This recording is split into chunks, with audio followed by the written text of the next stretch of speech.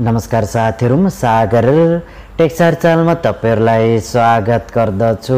आजको यो भिडियोमा तपाईहरुलाई ESewa एकाउन्टमा रहेको एउटा समस्या, जुन समस्या तपाईहरुले यदि ESewa एकाउन्ट खोल्नुहुन्छ र तपाईले आफ्नो केवाइसी जब कम्प्लिट गर्नुहुन्छ र तपाईले ब्यालेन्स डिपोजिट गर्नुहुन्छ र तपाईले गरेको ब्यालेन्स डिपोजिटलाई तपाईले कुनै पनि व्यक्तिलाई ट्रान्सफर गर्नुहुन्छ भने तपाईको ट्रान्सफर त्यहाँनिर कम्प्लिट हुँदैन र तपाईको ESewa एकाउन्टमा यदि यस्तो समस्या छ भने आज तपाईहरुलाई कसरी यो समस्यालाई समाधान गर्न सकिन्छ भन्ने बारेमा यो भिडियोको माध्यमबाट जानकारी गराउँदै छु। यदि तपाईको ESewa एकाउन्टमा यस्तो प्रब्लम छ भने आजको यो भिडियो तपाईहरुको लागि धेरै युजफुल रहनेछ। आउनु साथीहरु, कसरी ESewa एकाउन्टमा रहेको यो समस्यालाई कसरी समाधान गर्न सकिन्छ भन्ने बारेमा यो भिडियोको माध्यमबाट जानौं। आउनु सुरु गरौं।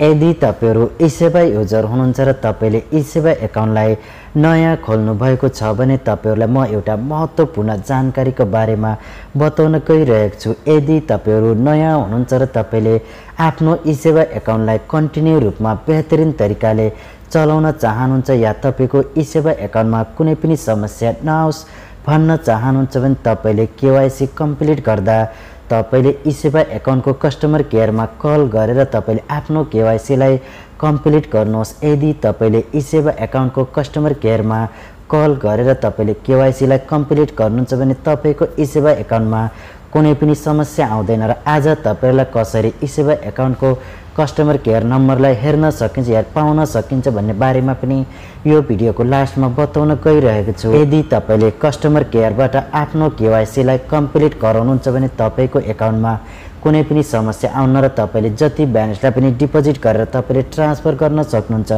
धेरै साथीहरुले भन्ने गर्नुहुन्छ कि हाम्रो ESewa एकाउन्टमा पहिला ब्यालेन्स ट्रान्सफर भइरहेको थियो र अब हाम्रो ब्यालेन्स ट्रान्सफर हुँदैन, त्यो तपाईहरुले गरेको केवाइसी मै भर पर्दछ। यदि तपाईले एप्लिकेसनबाट गरेको केवाइसी मै चल्दै हुनुहुन्छ भने तपाईले त्यहाँनिर एप्लिकेसनबाट गरेको केवाइसी मा 5000 भन्दा थोरै रकमलाई नै डिपोजिट गर्नुहोस्। यदि तपाईले 5000 भन्दा बढीको रकम डिपोजिट गर्नुहुन्छ भने तपाईको त्यो केवाइसी ले काम गर्दैन। यदि तपाईले 5000 भन्दा बढीको डिपोजिट गर्न चाहनुहुन्छ र तपाईले ESewa एकाउन्टबाट ठूला रकमहरुलाई ट्रान्सफर गर्न चाहनुहुन्छ भने तपाईले आफ्नो भेरिफाई या केवाइसी लाई कस्टमर केयरबाट कम्प्लिट गराउनुहुन्छ भने तपाईको ESewa एकाउन्टबाट जुन ब्यालेन्स ट्रान्सफर नहुने समस्यालाई तुरुन्तै सल्भ गरिनेछ। यसरी तपाईले आफ्नो ESewa एकाउन्टमा रहेको ब्यालेन्स ट्रान्सफर नहुने समस्यालाई समाधान गर्न सक्नुहुन्छ र तपाईले ESewa एकाउन्टको फोन नम्बरहरु धेरै आसान तरिकाले पाउन सक्नुहुन्छ। त्यसको लागि तपाईहरु ESewa एकाउन्टको कन्ट्याक्ट नम्बरलाई फाइन्ड आउट गर्नको लागि कुनै पनि मोबाइल फोनको गुगल क्रोम ब्राउजर या कुनै पनि ब्राउजरमा जानुहोस् र तपाईले त्यहाँनिर टाइप गर्नुहोस् ESewa कन्ट्याक्ट नम्बर भनेर तपाईले टाइप गर्नुहोस्। तपाईलाई त्यहाँनिर ESewa एकाउन्टका टोटल कन्ट्याक्ट नम्बरहरु त्यहाँनिर देखाइन्छ।